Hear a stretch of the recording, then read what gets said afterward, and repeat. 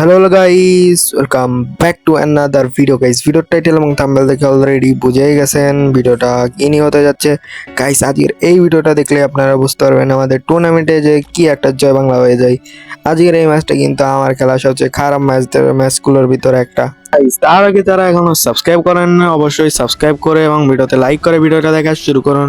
তো প্রথম match Bermuda আর আমরা কিন্তু নেমে পড়ি পিকে, আর পিকে নামার পর কিন্তু আমরা একটা এস80 পেয়ে যাই। এস80 পাওয়ার পর কিন্তু পিছের দিকে চলে আসে, আমাদের একটা টিমের ম্যাচে ঢুকাই নাই। তারপরে কিন্তু এই এলশিপে এসে আমরা হোল্ড করতে থাকি এনিমিরা যাতে এদিকে রাশ করে। বলতে বলতে কিন্তু এনিমি চলেও আসছে, আর আমি কিন্তু 2 শট লাগাই দিই ওই এনিমিটাকে। তারপরে কিন্তু আমি কাভারে বসেছিলাম। তারপরে কিন্তু আমার টিমমেট কল দেয়, ওর দিকে নাকি ফুল স্কোয়াড মিলে রাশ করতেছিল।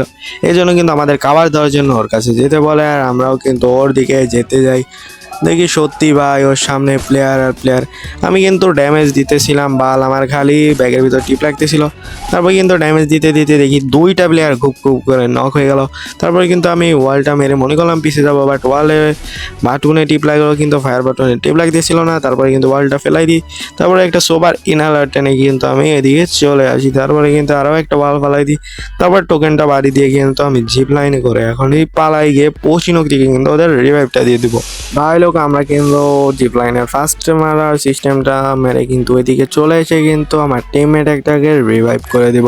অলরেডি কিন্তু আমি একজনকে রিভাইভ করে দিছি, আর এই সাথে কিন্তু আমি সামনে আরও একটা কয়েন ছিল, কয়েনটা কিন্তু বাড়ি দিতে যাব। কয়েনটা বাড়ি দেওয়ার পর কিন্তু আমার রেকর্ডারে একটু সমস্যা হয়। তারপরে কিন্তু আমি রেকর্ডটা অন করে আবার তারপরে কিন্তু এইদিকে চলে আসি ফ্যাক্টরির দিকে। ফ্যাক্টরির থেকে কিন্তু আমরা এইদিকে চলে আসি ক্লক টাওয়ারে। ক্লক টাওয়ারে আসার পর দেখি গাড়ির সাউন্ড পাইতেছি। তারপরে কিন্তু দেখি এদিকে ফুল স্কোয়াড, আমি কিন্তু নামার সাথে সাথে একটা হেডশট মেরে দিই।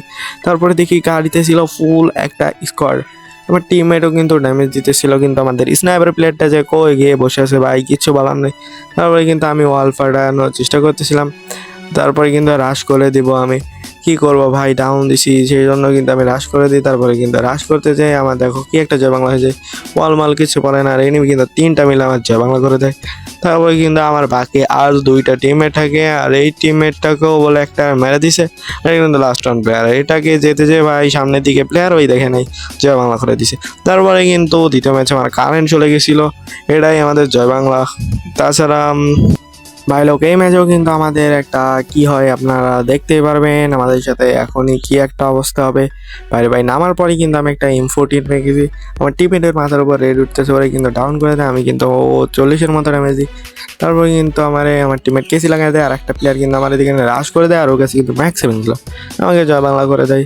তারই সাথে সাথে কিন্তু আর লাস্ট 1 প্লেয়ার ছিল আমাদের, ওই কিন্তু পলাইতে বলি বাট ওরও কিন্তু জয় বাংলা করে দেয়, আর এটির সাথে কিন্তু আমাদের জয় বাংলা ভরা ম্যাচ। তো ভিডিওটা কেমন হয়েছে অবশ্যই জানাই দিন, আর ভিডিওটা যদি ভালো লাগে অবশ্যই লাইক কমেন্ট শেয়ার, চ্যানেলটাকে সাবস্ক্রাইব করতে ভুলবেন না। টাটা বাই বাই গাইস, আল্লাহ হাফেজ।